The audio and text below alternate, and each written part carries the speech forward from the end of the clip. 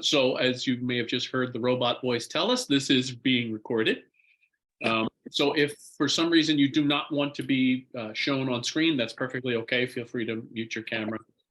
It really only goes out to the people who registered. So it's a fairly small group of people who will see this. And I will also send that link out to everybody who registered. So even if you're here, you'll get the link to that in about, usually I give myself about a week to do all the downloading and uploading. So welcome. If I had a chalice nearby, I would light it. But as I said to some of you already, I have just finished with the movers. I'm moving over to Mission Valley. So I'm sitting on the last piece of furniture in my apartment. So we can have our imaginary chalice here, as Reverend Omega sometimes does. And I'm thinking a lot about home today. So I would light this chalice in gratitude. Oh, and thank you, Yora, for the home that both Unitarian Universalism and First UU have been for me, and for whatever homes that you find are your home. So our sort of agenda for the evening is we're going to watch a very short video, and then both Reverend Justine and I will take a moment to share individually, and then we'll have a conversation between ourselves, and then open it up for a conversation among everybody. So this video we'll watch is very short. It's about 3 minutes, and it's just a general introduction to Article 2, and a little bit about the process from the past into the future. So I will share that.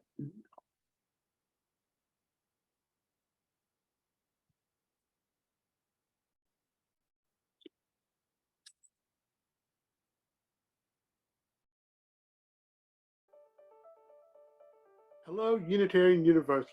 I am Rob Spurko. I'm Satya Mandani. I am Reverend Cheryl M. Walker. And I serve as an Article 2 Study Commissioner. As co-chair of your Article 2 Study Commission. For the past 2 years, your Article 2 Study Commission has engaged thousands of Unitarian Universalists in theological reflection and thoughtful discernment about what is at the heart of our living tradition. We were inspired by the passionate responses people gave about the future of our faith community.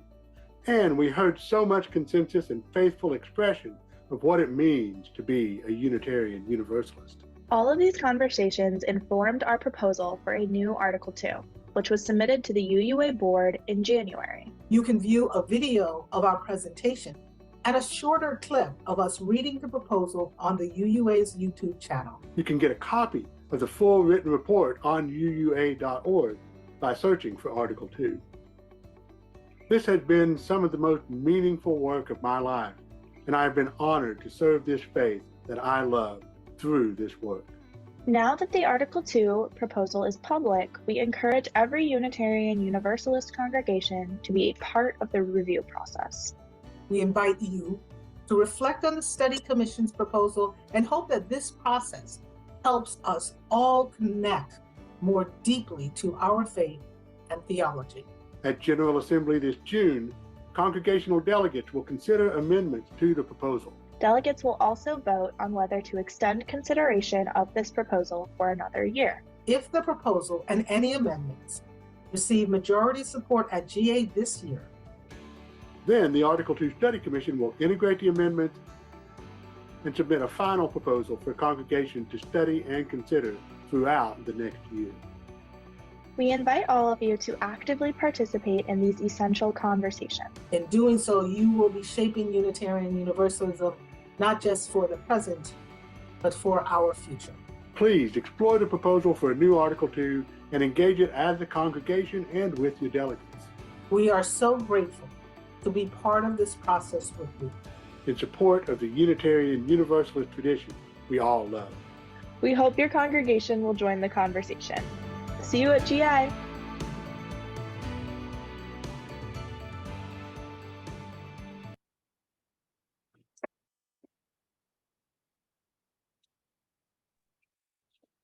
So that is what we're doing right now. And also you can follow any of those links to submit any of your thoughts to the board in general.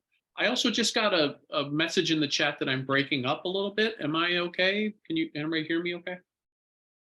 Okay, I'm getting thumbs up. So with that, I will pass it over to Reverend Justine to share for some time her thought. Great. Thank you, Tony, and thank you all for turning out for this conversation. And I really do want it to be a conversation. Some earlier gatherings that we've had around Article 2 have been really presentations of process.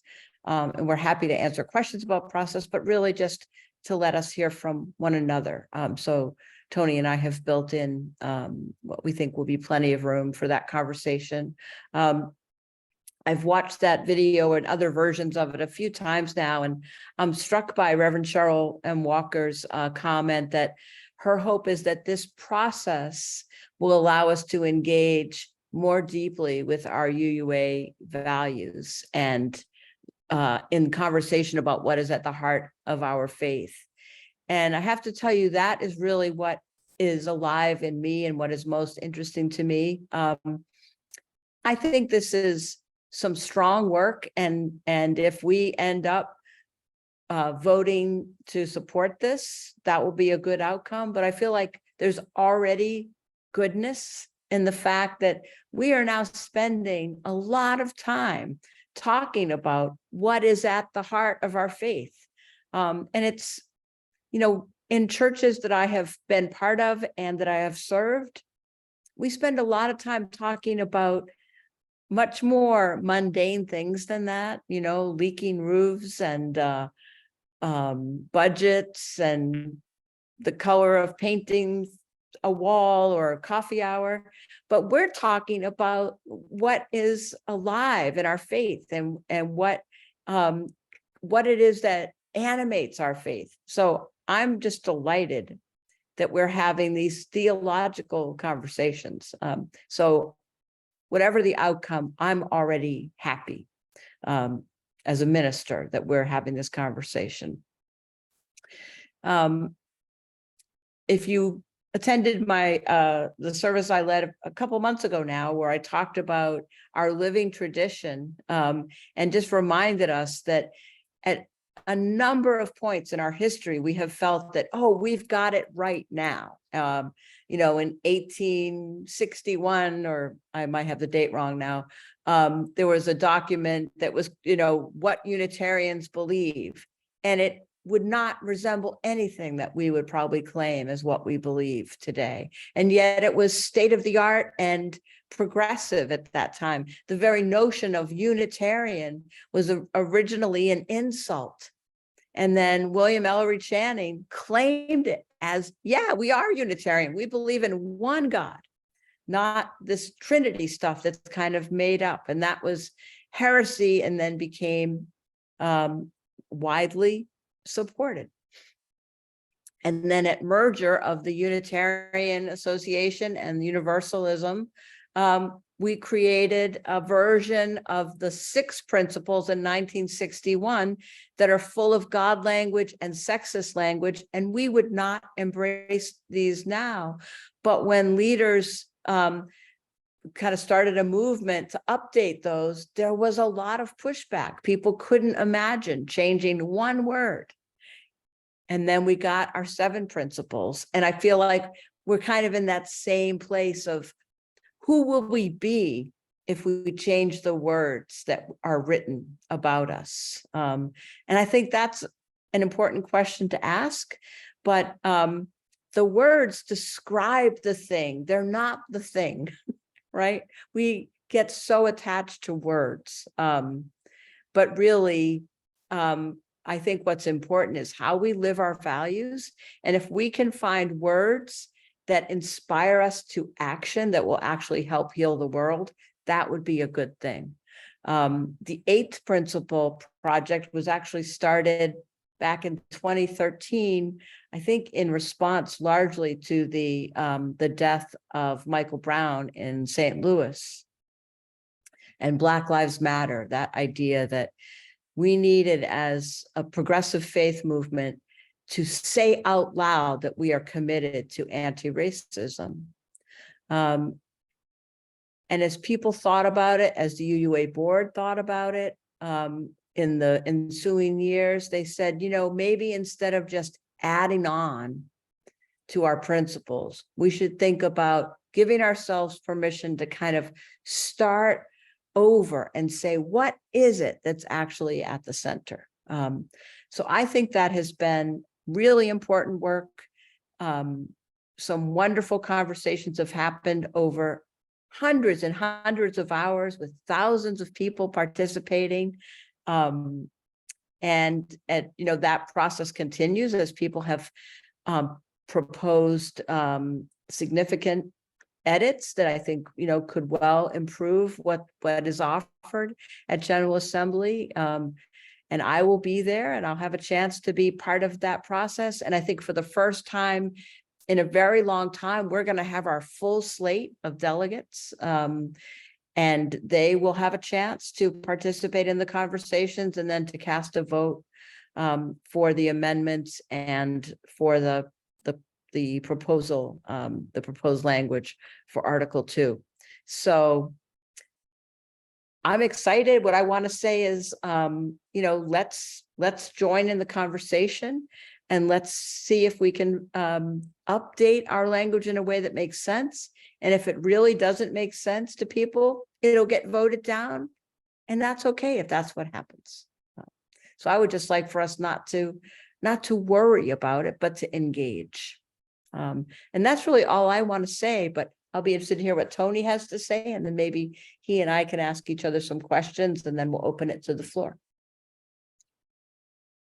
Thank you so much. When Reverend Justine and I sort of conceived this, I was thinking, we've talked so much about the process. I really want to take some time and talk about the theology, what does it say, or the philosophy, whichever word you prefer. And I found that every time I started to think about it, I found myself being pulled back into the questions that were more process-based. So I decided to give myself permission to go with that, but to try and then put on the lens of so what is the theology of the process? What do some of these procedural issues say about our spirituality or our theology? And a few things that I want to touch on, but the first really takes me back to when I was in Alabama at the Laredo conference, the Religious Liberal Educators Conference. By just dumb luck, I happened to be sitting at the table with my credentialing mentor who was leading the conference, and also Paula Cole-Jones, who was one of the commissioners for Article 2. So the conversation turned to Article 2, and this little piece of paper started to be passed around, and I really wasn't that engaged at the time. Turns out it was the draft of Article 2, and so I saw it a few days early. And the music minister, Beverly Horton, who was also there, she's a Canadian union, made the comment that she's like, oh, there's no numbers. That it was a circle, and unlike the principles as they exist now, they weren't numbered. And that reminded me of a story of my dad that I would like to share with you. My dad was sort of like as I am to First UU, my dad was to the church where I grew up. We grew up Catholic, and he was the board president forever, literally for 20 years during my childhood. And then got a job at the church doing essentially what Robbie does, sort of the business manager, office manager. And so when it came time for our church, this was in the 80s, to have their 150th anniversary, it was my dad who gave the big speech at Mass. It was Catholic Church. And he gave this big speech, and everybody came up to him afterwards and complimented it on how he covered so much ground and didn't leave anybody out, that he included everybody. He mentioned everybody. And as we were walking home, he and my mom were talking, and he said, a lot of people said that I didn't miss anybody. And he said, the weird thing is, I didn't mention anybody. That he had managed to include everyone by sort of, I guess the word is vaguely, but meaningfully describe the congregation and the life of the congregation. And I think there was wisdom in that. I think of that often when I'm asked to talk about things, that there is I think, a profound wisdom in some lack of specificity. And so when I see the values sort of in a circle, and though they are defined in Article 2, there is a lot of language in each paragraph. The graphic that everybody's seen is fairly simple. There are just 5 or 6, just single words on a page. And I'm really drawn to that. I think there's an openness that invites. It allows for people to bring their own understanding of those words to the values. And when I think about a lot of the things that a lot of the friction around the principles, and even a lot of the changes we've talked about making to the principles, they've been around trying to like work something else into a very specific list. Like when I think about our sources, we sort of have it defined. Judeo-Christian is one of our sources, and there was some movement to add Islam to that, and earth-centered spirituality to that. And when there's no list to add to, it creates an openness to sort of invite everybody into the process the way they understand it. So that was the first thing. I also, following up on what Reverend Justine said about this living tradition, I've been thinking a lot about what that means to be part of a living tradition. And so for me, it's a great sort of theological sort of idea that we have a tradition that everybody gets to participate in deciding what it is we believe. As I mentioned, I didn't grow up in that kind of tradition. I grew up in a very top-down tradition, and the content of the faith was not up for debate. And so it's a profound statement that we get to decide how we want to express what we believe to each other and also to the wider world. And I think about my own life, sort of my little living tradition of one. At each chapter of my life, I couldn't really describe what was going to come next. It was, when I think about like maybe the transition from high school to college, or from college to the working world, or even various stages of my adult life, many of them, 10 years into it, when I looked back, I felt like a completely different person, and sometimes can't even recall what it was like to be that college kid, and like cringe at some of the things I thought and said and did. And I'm sure some of you have had that experience too. And so it's exciting to be thinking that we're at one of those moments where we get to live into our next chapter. And though the goal of this is really to put it into words and think about what the future brings, there's also something exciting about moving into this unknown chapter of maybe changing the way we think about ourselves, or at least the way we describe who we are to each other and the world. And there's a real kind of, I don't know, a spiritual excitement, I guess I'll call it, in myself, to move into that sort of unknown and live into something new.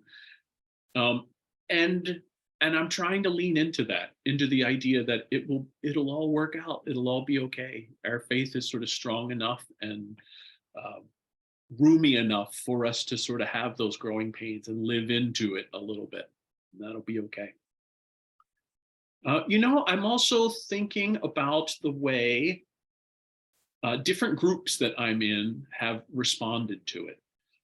And I have to say, when I am in groups that skew younger, when I hear the young adult group, or when I hear the kids think about the values, they are just very excited, and it's sort of full steam ahead. And there's lots of just, let's do it. And when I'm in groups that skew a little bit older, which I am now in that category of a little bit older, so I count myself in that, there's more debate, and there's more, there's more wisdom in those groups, there's more experience in those groups. And so there's some more concern also, I think, with that wisdom and experience comes that concern.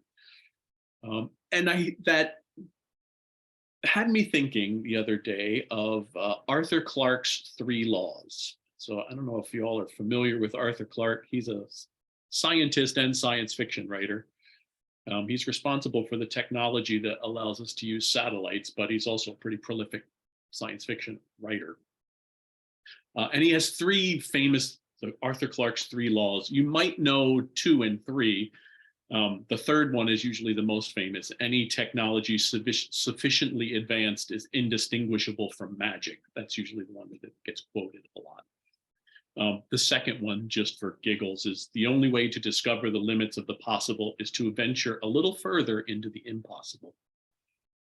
But it's the first one that I really think of when I think of the responses to this. And so this is Arthur Clarke's first law. When a distinguished but elderly scientist says that something is possible, he is almost certainly right. When he says something is impossible, he is very probably wrong. And I think what that says is that with age and wisdom also comes a certain sort of, I call it a set in your ways-ness, that it's harder for, in this case, the older and distinguished scientist to sort of imagine something that they don't understand as possible. And I've really sat with that as I've said, now I'm sort of feeling that I'm skewing toward the older end of most rooms that I'm in, and struggling with the idea that my way of thinking and sort of doing things is not necessarily the way that things are going to happen in the future. And so I've tried to, as a spiritual practice, sort of back away and listen to what people who are considerably younger than me are saying. And so when I hear that excitement in the rooms where people are, in their teens or in their early 20s, there's something about me that wants to do it differently. And so I try and rein that in. And I have found that challenging. As I said, I think of it as a spiritual practice. It certainly happens a lot in classrooms. When the way that kids want to be together, especially the middle schoolers, the way they want to be together is not the way I want to be together I'm with a group of people. And it's a different way of being in a room. And so when I think about that response to the principles and values, to bring it back, I have tried in this process to sort of grant a little bit more weight to the voices of our younger people. And in saying that, like I said, there's a lot of wisdom and experience that comes with age, and I don't mean to discount that, but I do think that we are at sort of a turning of the age, if you will, in many ways in our wider culture, and I think this is going to be a new way to see ourselves that is very exciting to the younger people that I've had conversations with around it. And then I wanted to wrap up with one last little infographic. Oh, I meant to share this one. So I'm going to share 2. So in the process, as the commissioners sort of collected what how people would describe Unitarian Universalism, and I will say as an aside, we somewhat missed out on this step of the process because we were in a lot of transition. And so this part of the process was not widely publicized at First UU, and that's okay. We came to it late, but we came to it when we did. So they collected just a large survey of what people thought was core to Unitarian Universalism. And they put that in what's called a word cloud. And this is what that word cloud looked like. So from all of the responses, the way this works is the larger the word in this cloud, the more people said it. And so you can see that, love is huge, compassion is big, justice, dignity, freedom, respect. Those are the things that really jumped out. And then from that, the commissioners went off and did their thing and came back with the values as we see them today. And, I think most of us have seen that graphic with all of the words around. And I'll end on this humorous note with one more graphic there. I heard a huge concern that love should really not be in the center of Unitarian Universalism. And so someone in the Article 2 study group Facebook page that I am on said, I fixed it. And this is the graphic they came up with. They think much better reflects what is truly at the center of Unitarian Universalism, as you can see. That if we're really being honest, it's coffee at the center. And those are the values. So I will stop there. and just ask Reverend Justine. I'm trying to think of Yeah.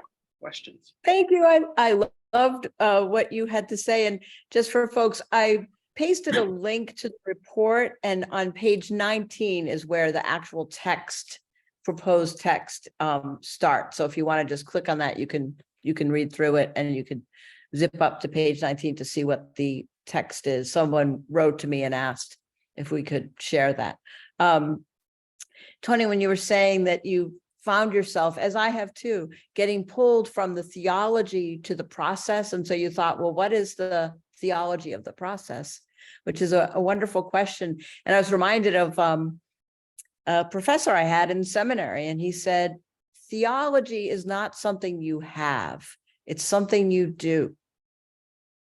If you're a Unitarian Universalist. And I thought that was such an important distinction, that a lot of us who came from other faiths, theology was presented as, this is what we believe, and you say it out loud as a kind of an oath that you pledge.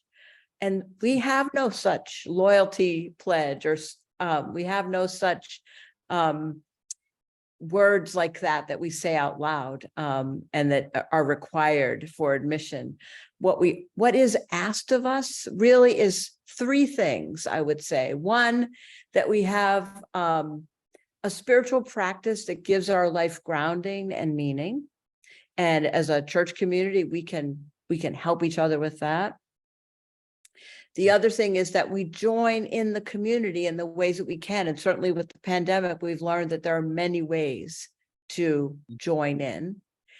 And the third thing is that we should live our values in the larger world. It should show that we are part of this Unitarian Universalist faith community. And that's where I think that, theology is not something we have, it's something we do, it's something we live. And so having these conversations about how we describe ourselves is valuable, and it's not enough. What my hope is that having these conversations has maybe the timing is great, that it's kind of revitalized and reinvigorated our call to each other and to ourselves to have it show, right? If you were accused of being a Unitarian Universalist, what would be the evidence against you? I love that, that idea. So yeah, this is how we do it. Sometimes it's messy, and we will argue passionately about the presence of a semicolon or a comma. But really, I love the coffee cup at the center. That's funny. Right.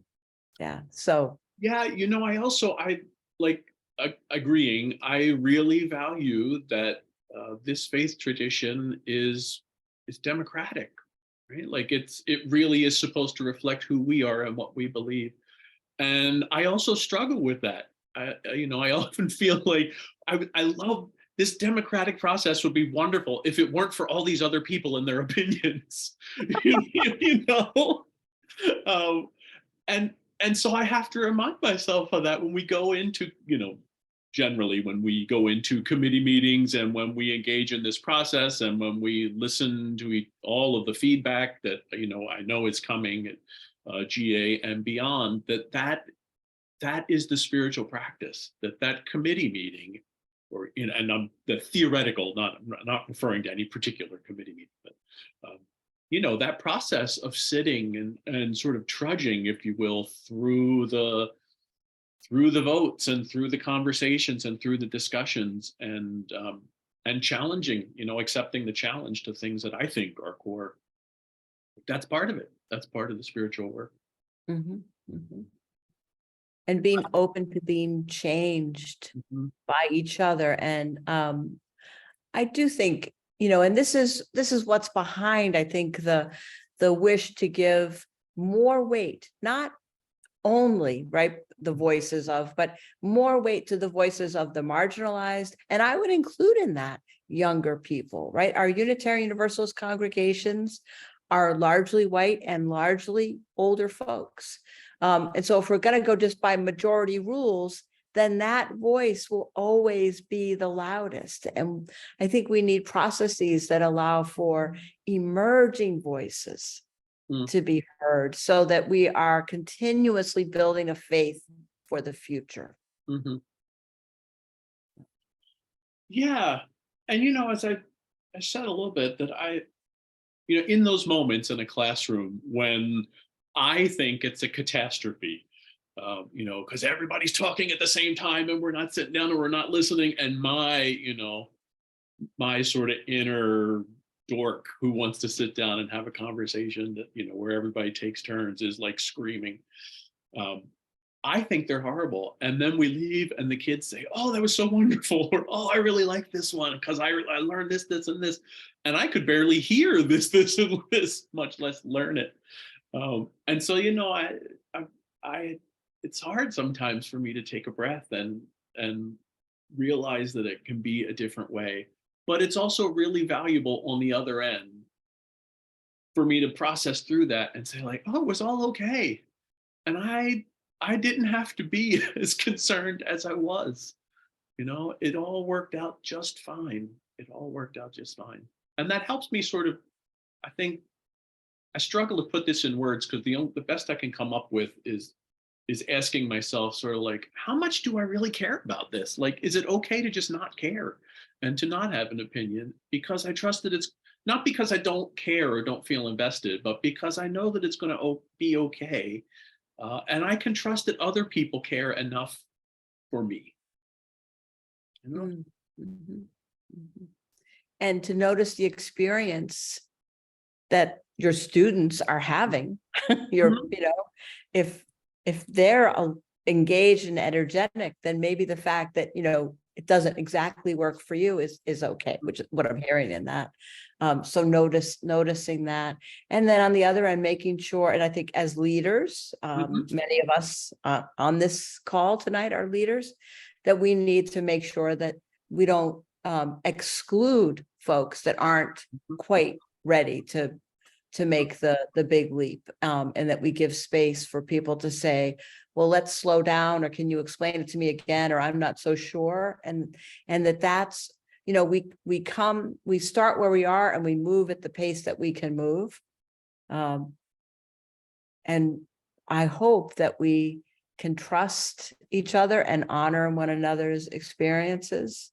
And then at some point we decide that, okay, we're ready, we're going to jump, we're going to leap, and then go. Yes. And, you know, for all the talk of, because this is a very different way of presenting our faith, you know, there's a lot of focus on the change. And I think I've been struck by how much it's worded differently, but it's really all still there. You know, like, I don't feel like anything was lost, I guess. Some of it has been divided up in different parts and some of it has been expressed differently, but I don't see anything that I think is glaringly gone. Yeah. You know, those temporary tattoos, I'm expecting that we'll start seeing young people wearing temporary tattoos of the principles and of the new values in a spiral, or, you know, the kaleidoscope. And, you know, thinking about tattoos, a very permanent kind of thing, it is also challenging to be, especially in lifespan ministry, to be in ministry in this time of transition, and to think through like how much, just the logistics even of how much do we invest in a new poster of the principles, or, you know, how much do we center the values now before it's official, and how much do we, you know, how do we explain ourselves in a time of transition when we're sort of in between, in a way that educates people about what the proposed changes are without sort of, you know, pre-stamping them as approved. You know, we don't want to pre-approve them either, that it's a process in the middle of it. And, you know, one thing I would say to that is, before this fairly recent last couple of years conversation about revisions to Article 2 started, I think the vast majority of people did not really think about our 7 principles being part of our bylaws. Mhm. They kind of have a life of their own, and they will continue to have a life of their own. I hope with the 8th principle added, so many of our congregations now have endorsed the 8th principle. So even that isn't going to go away. They're in hymnals, they're on posters, they're in our RE curricula, and they're very useful. But our official document, may change, and then over the next 10 years, those words may make it into more of our songs and curricula and things like that. It's not going to be that, they close everything down and then there's a rebranding and they open the curtains and now our whole palette has changed. So Tony, does this feel like a good time to kind of open it up so that others can also chime in with questions or comments or wishes? I would love to hear what other folks are thinking about. Yeah, absolutely. And I think if you're comfortable with the technology, the easiest way to do that is to use the raised hand feature, because it puts us in a nice first come, first serve line automatically. If you're not terribly familiar with that, it's down at the bottom bar, there is a reactions. And if you click the little caret next to that, or if you click on reactions, right at the bottom, it'll say raise hand. You can do that. And if that is beyond where you feel comfortable, also feel free to just wave frantically on camera and we'll ask you to unmute.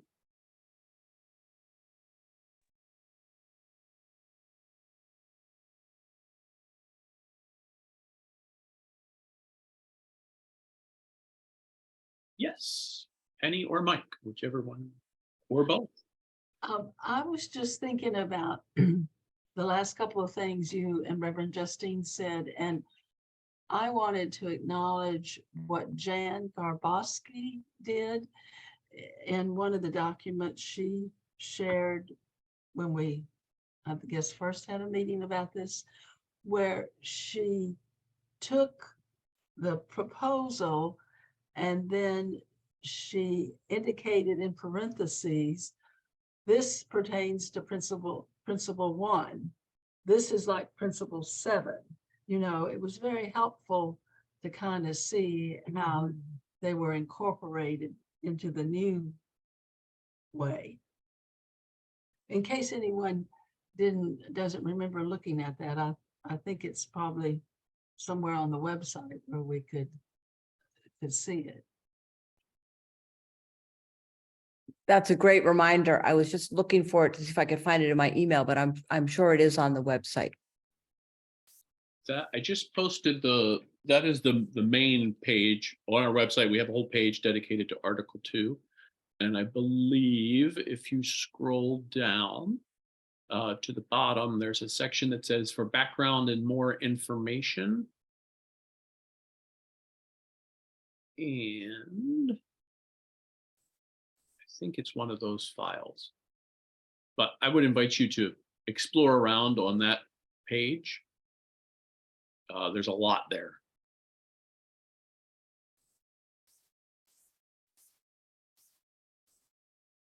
Others have questions, comments, thoughts to share? Betsy. I appreciate your first words article several months ago, Tony, because I think it says something we all need to accept, which is that every 15, 20, 25 years, we go through something like this. Very good-hearted people spend hours and hours and hours trying to figure out how to say something for all you use. And though this does not meet my criteria, I really hate not to see reason stated in there somewhere, and it's not. And I think that is a very important quality in our faith community, which is not necessarily demonstrated in many others. So that's one drawback I have. On the other hand, I know 30 years from now, we're going to go through all this again. When we went through it the last time, I was more connected to things than I was now. And I had just gone through a long exercise of rewriting our Constitution in our church, which was gone through later. It wasn't perfect. It took care of some issues we had then. Later on, Jan went through the whole thing again and we redid it. excuse me. And I'm sure we're going to do the same thing in our denomination and probably in our church too. The bylaws change because people's attitudes and concerns change. Back then in the 1980s, we were very concerned with gender, doing something about women's equality. And that's reflected in the principles we have now, the 8 that we currently use. And we're very concerned with feeling more connected, with realizing that our great respect for the individual and individual conscience needs some modification, and that's what we're doing. So although I regret things that are left out, I appreciate how much work has gone into getting where we are. And I wouldn't like to see a whole lot more debate going on. I think I agree with you. I think we should set it and go with it. Thank you, Betsy. Thank you. And I see Marge is next. Well, thank you very much for doing this. Embarrassingly, I haven't been following what's been going on with it. And so just by your holding this event, it has spurred me into interest, and honestly just read it the first time while we've been sitting here. I think I had been a little bit turned off to the process because our next door neighbor, who is a UU, has some very strong experiences with it, and great concern that the democratic process is no longer part of it. And I'm wondering, is there some aspect of that is incorporated, since I'm not capable of very well reading something while listening to you all? I'd love to just hear, but to appreciate this process of bringing people in. And even though it's been going on for a while and I haven't been a part of it, I'm very glad to have had my interest piqued. Thank you. Thank you. Dick.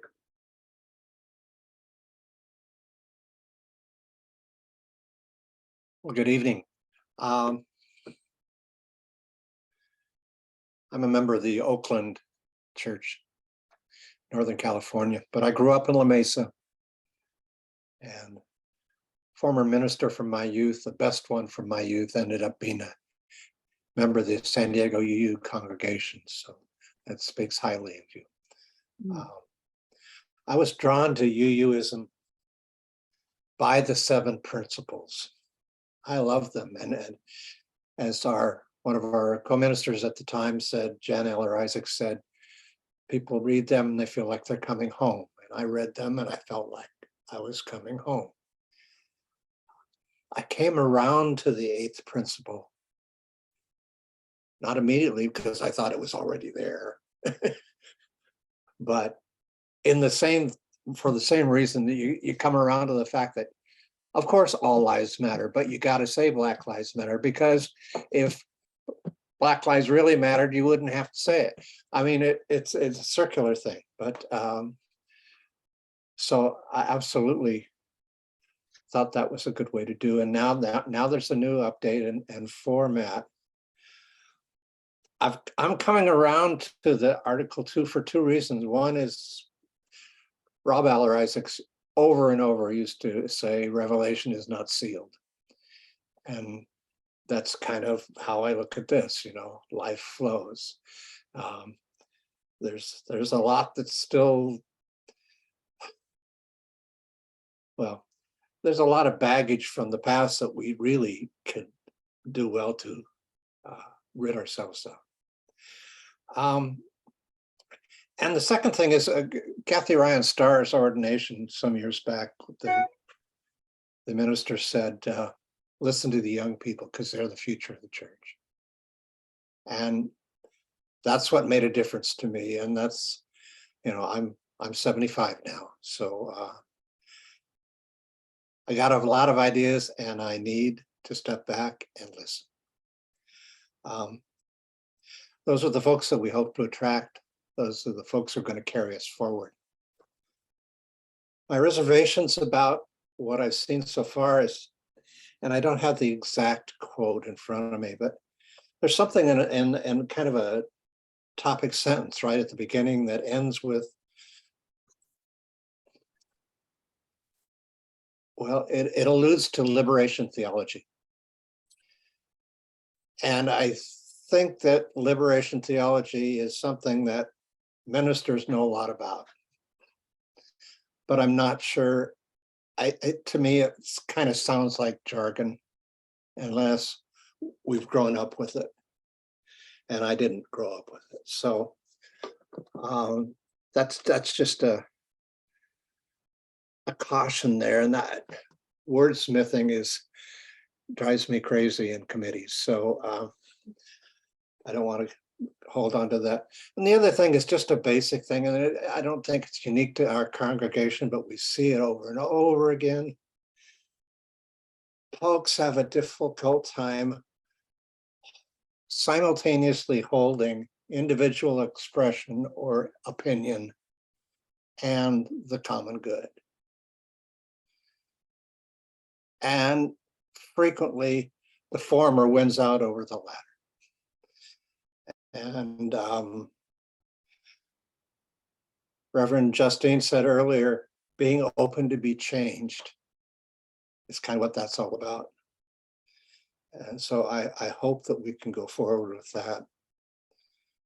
I don't drink coffee, so I can't go along with your graphic, but I thought when I saw that, what a perfect time to have AI do the bylaws going forward for UUA and see what they come up with. I think it may well have coffee at biggest in the middle. I don't know, but that's my joke.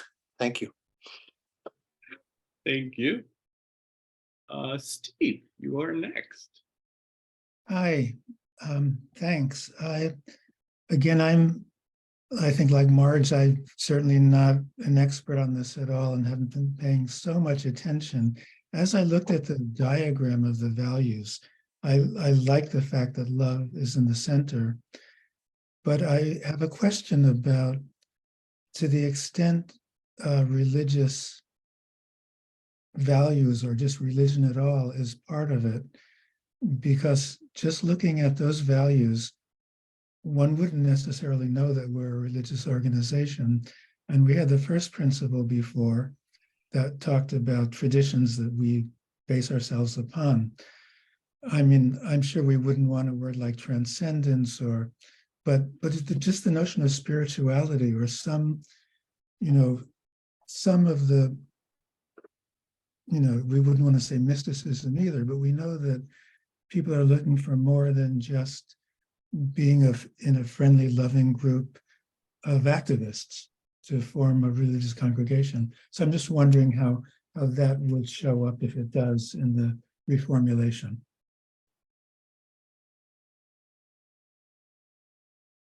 Yeah, it's interesting. If I could respond a little bit, that there's a lot of talk around the shift from principles to values. And also in this process, the definition of the sources disappears, and there seems to be less conversation around that. But there is some sense of there's a paragraph about sources that is very sort of broad and non-specific.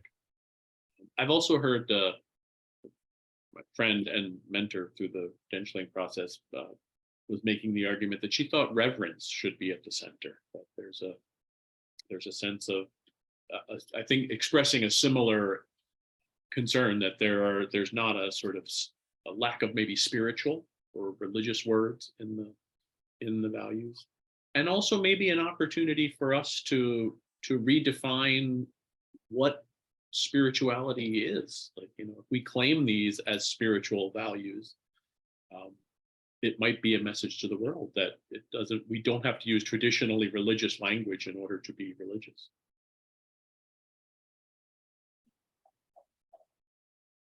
It looks like Rich is next. Hi, thank you, Tony. Sorry, I'm using my wife's iPad here and I can't quite figure out where the camera is. My finger's in it.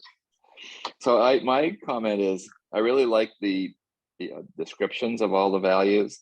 I don't have any quibble at all. But the values themselves, going from sentences to values, is you lose a lot of information. For example, the values by themselves don't mean much, or maybe to say they mean too much. In other words, justice, if you're a prosecutor, means putting people in jail. So if someone is just looking at the values and looks around and says, well, what's equity? Well, equity to an accountant is the money that's owned by the shareholders. So the value, going from a sentence which has some meaning to a single value, to me is, until you read everything behind the value, you don't really know much about what the intent is. But other than that, I like the descriptions, and I can see almost everything that we had before in there somewhere. And I do miss the 6 sources because we have a sacred text group where we kind of look at all those sources and try to read them and figure out what they are and what really is the UU. What really is the UU founded on? What kind of sacred text do we believe in and think about? So thank you. That's my comment. Thank you. Susan. I think it really summed it up for me, the difference between my opinions and the common good. I love the principles and purposes. I felt proud of my faith when I showed them to people on a little card, or said one or two. And the poster does not make me feel proud of my faith especially, but my very first thought was, the young people probably love this, the graphic. And I do like that there's no hierarchy, that it's in a circle. I thought that was very cool. That's really all. Absolutely. Yeah, and I think that as the past 2 speakers have reminded us, there is more than just that graphic. I would just remind us all that each of those values is spelled out in a paragraph or 2. And so I think maybe this is our opportunity to lean into the idea that there's a graphic, and we also have to, there's also some required reading that comes along with that graphic. Susan, the other Susan.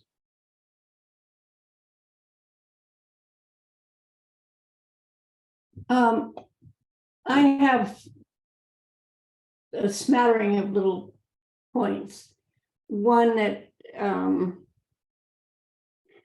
the only problem that I had, or the major problem that I had, was that the process. I'm a process person. As long as the process is done open and people know and everybody can contribute, whatever happens at the end is just fine with me. I'm wondering 2 different things. One, so the 8th principle has not been completely accepted yet. They have 10 or 15 churches that have to sign on to it. So let's just say that they get it. You get those churches. And so now we have an 8th principle, but we've gotten rid of the principles. We've spent all this time trying to get the process of accepting it. And I'll tell you right now that I did not vote for it because I don't like having things accountable unless I know how it's going to be accountable.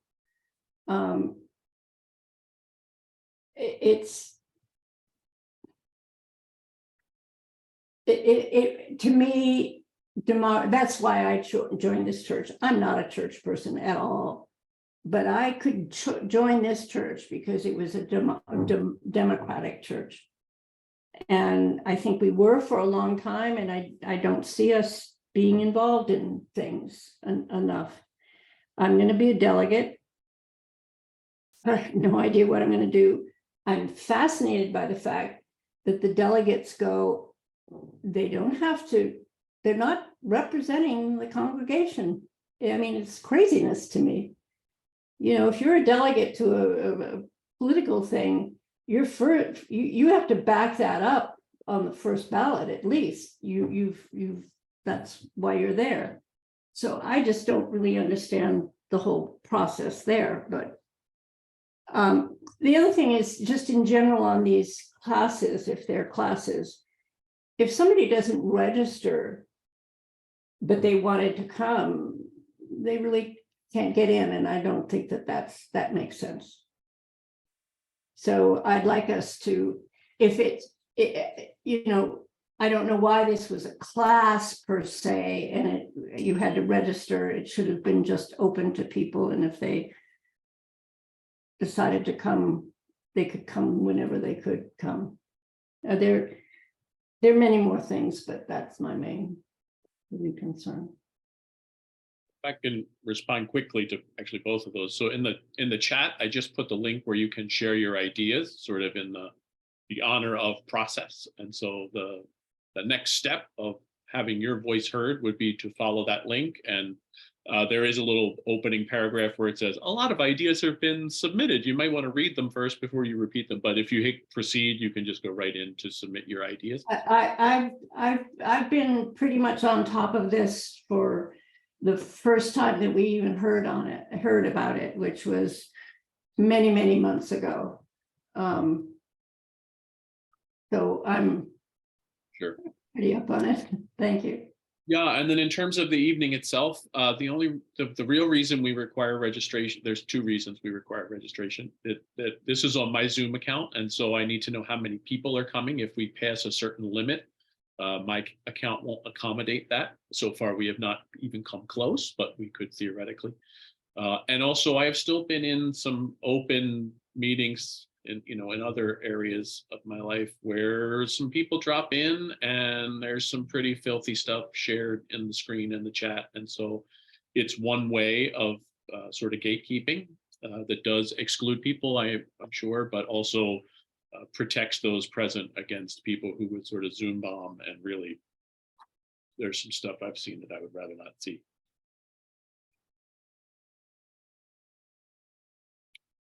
Any others? Questions, comments, thoughts?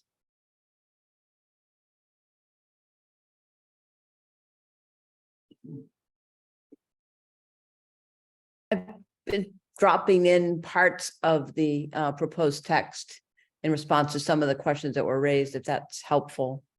We commit to being an association of congregations that empowers and enhances everyone's participation, especially those with historically marginalized identities. To me, that's a pretty good description of a democratic process. So I think, and I think the word democratic is in there somewhere too, but this is what actually speaks to me in terms of going beyond. As I said, if we were to just, take a vote on something and literally it were majority rules, what about the less well-represented people and their experiences? How do we capture that? I think we're always trying to balance liberty and responsibility. One of our principles that we currently have and that I think will endure in some form is the free and responsible search for meaning. The free part we love, right? We are individuals. You're not the boss of me. So the free part is about the individual. The responsible part is about community, right? If you had your kid walking to school, you wouldn't want them walking past a sign that said F Joe Biden, right? You would prefer that's really not responsible speech. It may be free speech, it may be protected, but it's not really that's not our standard, right? We have a much higher standard than that if we want to be a covenantal community. So That's just my reflection on that.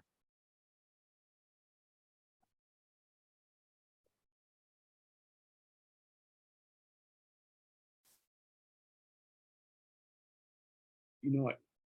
Betsy, is that a hand? I don't want to interrupt somebody else who I've spoken already. I have to agree with what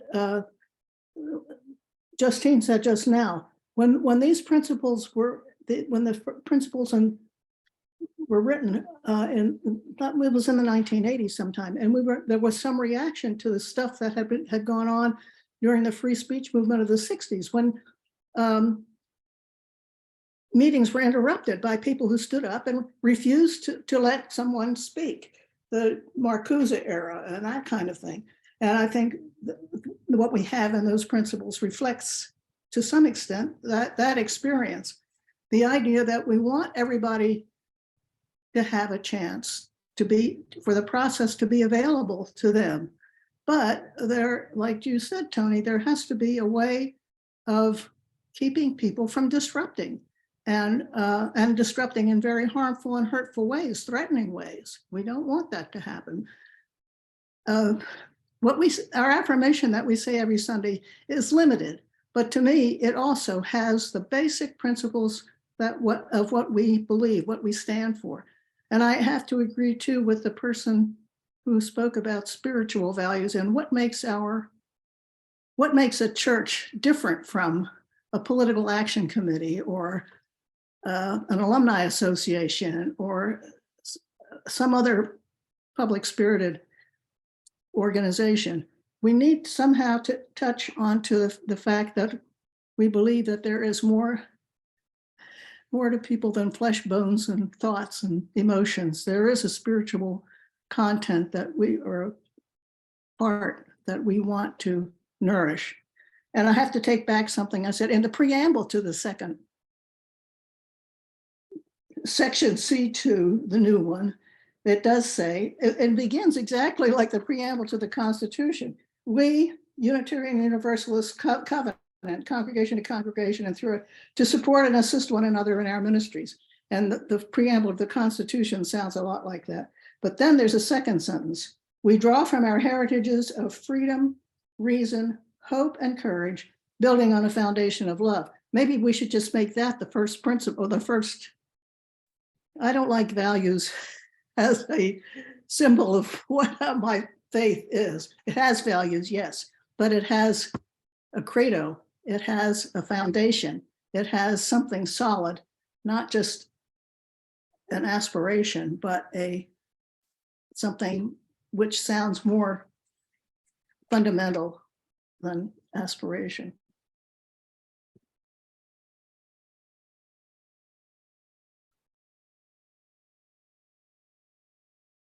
Susan.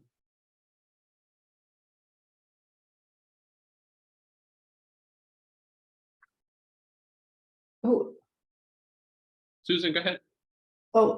I just wanted to say how many different kinds of love did the Greeks have, or the Romans? I guess it was the Greeks. I mean, love to me, it's a wonderful word, but it's just not enough for me. That's my biggest issue there. Thank you. Rosalba, you have a hand. So I'm going to lower my hand. Here it is. Okay, Betsy, I was just about to share a few remarks or comments about what you just said. And I think, I'm thinking about credo, and I'm thinking about having younger children, teenagers. And I think they just react against the word credo right away, just because they see things as immutable, so I think they see values as something that it's much more malleable, mendable than principles. Principle feels to them as something that has to be this way, and they react against it, just as, maybe that's what, as young people always do. So I really feel that by us bending in this way towards the values, I was just reminded because when I was trained as an OWL facilitator, I remember the first, it all refers to values, values, values, values. And I said, oh, that was my first time being exposed to this language all the time.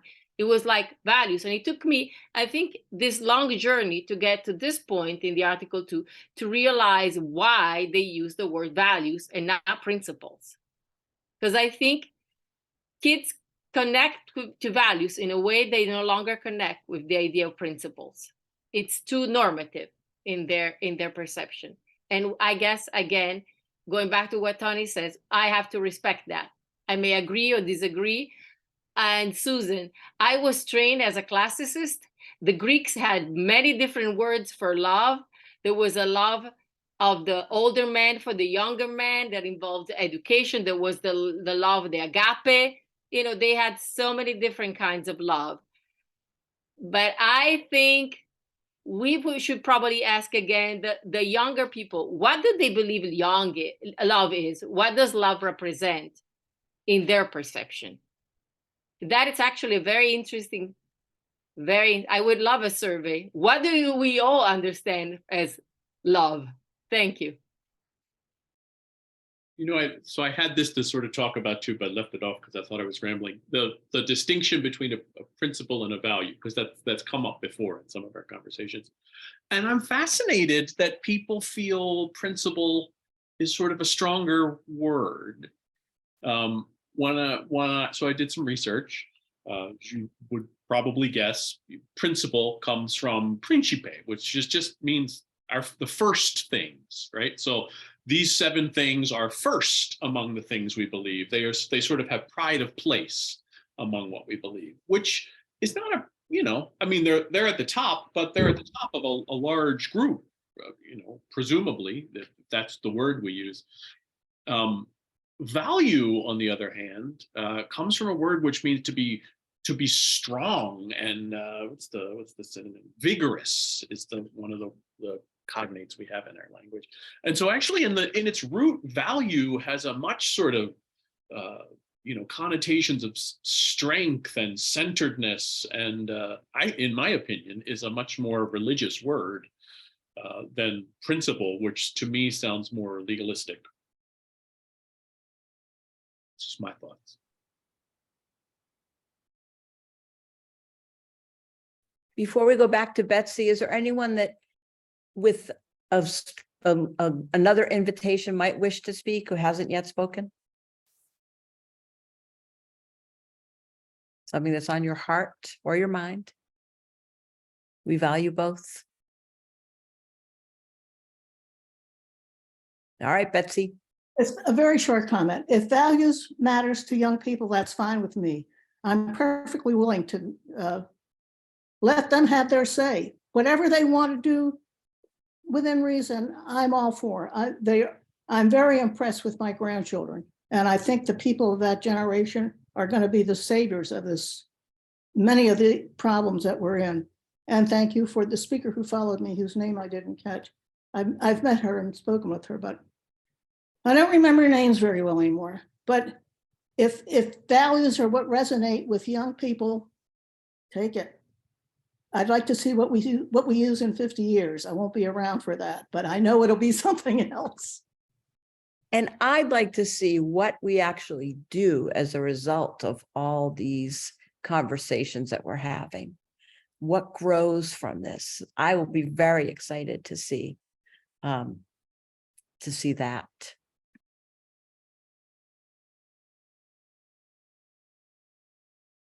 What would offend you, Justine? Sorry? What would offend you? No, I didn't say what would move me. No, to see what grows from this, that as a result of all these conversations and whatever happens, whatever final or next version we come up with, how does it change us? What gets inspired? What gets sparked in people because of these conversations? Because I think it's moved people. It's moved people to get involved. It's moved people to show up on a Thursday night and have these conversations. And these are happening all across 1,000 congregations. I just think that's extraordinary. And I'm very excited by that journey that we're on. Rich, go ahead. Yeah, I had another thought. The word love has also come up in discussions at UUFSD and my peer group, and people don't like it. It has so many different definitions. If you search, what are all the different meanings of love? And agape, I think, is really what we're talking about, sort of brotherly love or universal love.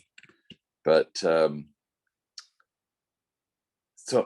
two things. One is, so many other religions have it. It doesn't differentiate us from anybody. It's, it's sort of the Christian buzzword. And then the other thing is, what could we replace it with? And I found it very hard to find anything that was equally good, but two thoughts came. One was, in our covenant, we say love is the spirit of this congregation. So I thought, well, spirit, and that's kind of spirituality. And then the other is Holy Spirit. And, we are Unitarians, and we went from a Trinity to a one.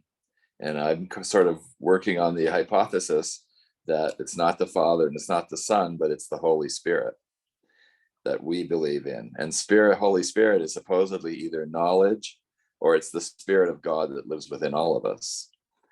And so holy is the other word that comes up. But, I think both of those are too religious for Unitarians. Just a thought. Thank you. Thank you. Kathy, is that I see you waving. Oh, sorry, Kathy, you're muted.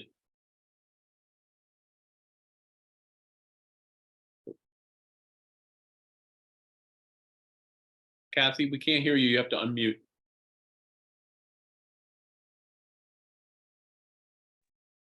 Well, I'm grateful for this session. I hadn't thought so seriously about the principles, and you certainly have given, I've got a lot of things to think about in terms of love. Empathy and compassion are two words that I would could substitute for love. But it's true that our identity as a religion is not expressed enough in the new articles, I think. Well, anyway, I'm glad to be here, and I see Rich wants to talk. So thank you. Thank you. Thank you. Go ahead. Rich. I think Rich just hadn't put his hand back down. So did you have another thought you wanted to finish, Kathy? No, there isn't. I'm just overwhelmed with the thoughts that other people have presented. And I know I had to study Article 2 every day's list, and I never got to it. So I have to. That's it.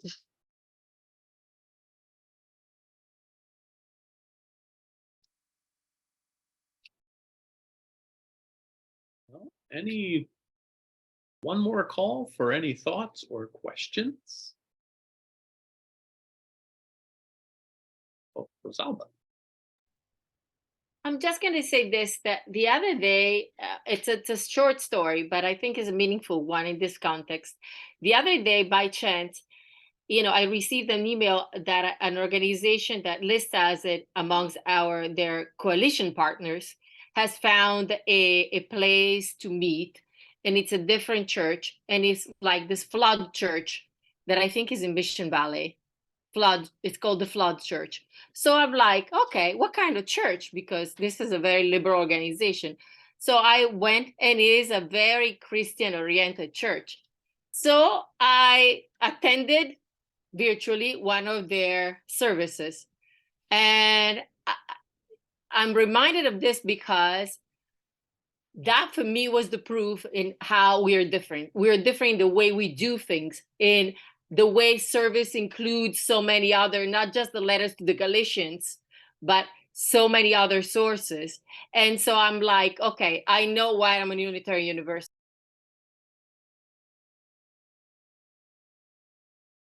Rosalba, suddenly you got muted. I don't know if you. I'm hit the- sorry. I'm so sorry. We're Yes, it was gesticulating me. and you hit the mute button. I think that it was like I was trying to lower my hand. I'm so sorry.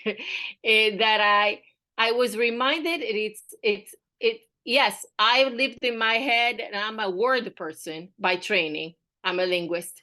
And I'm trying to do away with this as much as I can because I think this is really a dominant culture trait. So we should try to move away from words and go into doing and being together and being with other person, being with the marginalized groups, mixing. Really, that's what and it's in the way we do things that we show that we are Unitarian Universalists more than in any other way, including the love that we share. Thank you.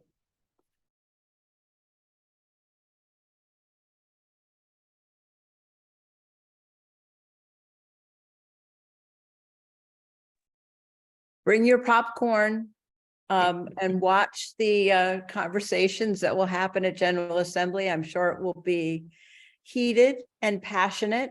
And, I will be there, and part of my job as a board member on the UUA board is to remind us that we need to listen and treat one another with respect, and that we can disagree. We can even disagree passionately.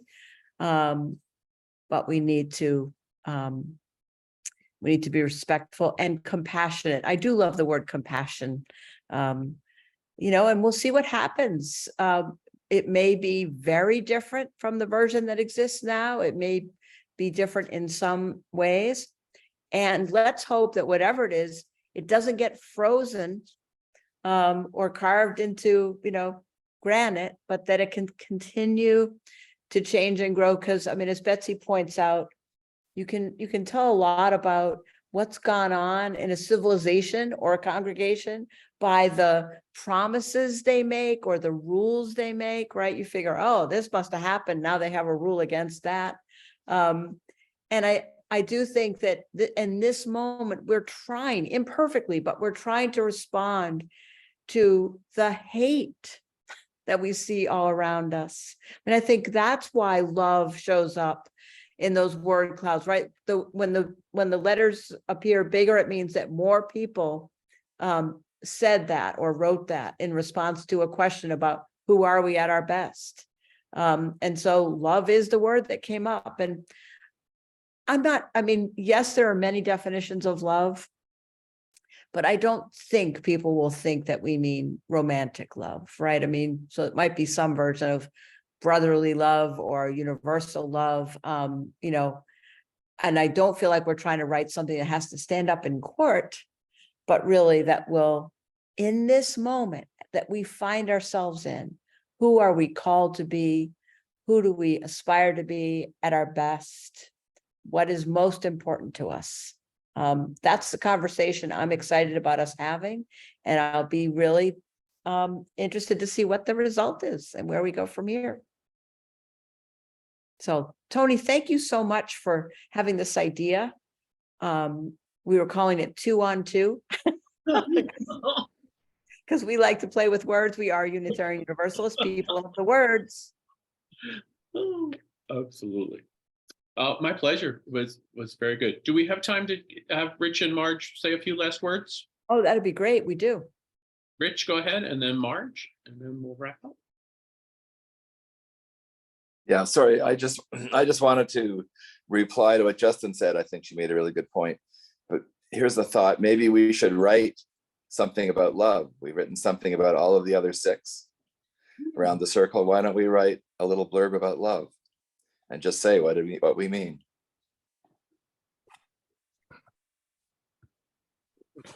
Thank you. And Marge? At the annual meeting, will we be then expressing our support for or not this? Is there some way that we are offering to our delegates, even knowing that they can vote with their own conscience? Is there some way that our congregation can give some feedback to our delegates before GA? Yes, I don't know that it will be on the agenda of the annual meeting. We could certainly consider that. But John Shibley, who I think had to leave because they have company, we've committed to holding another forum before General Assembly so that the delegates can hear from the congregation about, what feels most important. And then I do think that, General Assembly is different actually from a political convention, which I have attended, and I went as a delegate for a specific candidate. I think that's exactly right. That's how those work. But being a delegate at General Assembly means that you commit to going and engaging in the process and attending the conversation, being part of the conversation, listening, having an experience, bringing the values, bringing what you understand of what's most important to the congregation with you. But I don't think we really want them to be because why go? Right? We could just send in our votes. We want them to go and have an experience and represent us and then bring back what they learned from that experience. It's the journey we're on. That's what's important. So yes, there'll be opportunities for the delegates to hear from the congregation. And what we're asking them to do is go and be our hands and feet and voices in the room. And we're trusting them to go and have that experience as if we were there with them, but not to bring up a predestined decision. I don't know, that was a little rambly, but is that helpful as a response? Okay. Very helpful. Thank you very much. Well, thank you all for being here this evening. Yes, and let's say a special thank you to the folks from UUFSD that I don't think I met you before, but I'm really glad that you came. And I hope that you felt that you could speak if you wanted to. Leora, I saw your note in the chat. Let's do more of these, especially when it's online. It's so easy if you're clicking on a link. Let's be each other's neighbors. Absolutely. That's one of the things that we could live differently, I think, in the world, right? To be less autonomous and independent and more a community of gathered communities. So thank you for expanding the circle by your presence. And as always, Tony, just thank you for being you. You are a guest. Thank you. And thank you all for being here. It's always a pleasure to be with you. And have a great night. Yeah, see you soon. I'll be back soon. Thank you. Thanks so much. Good night.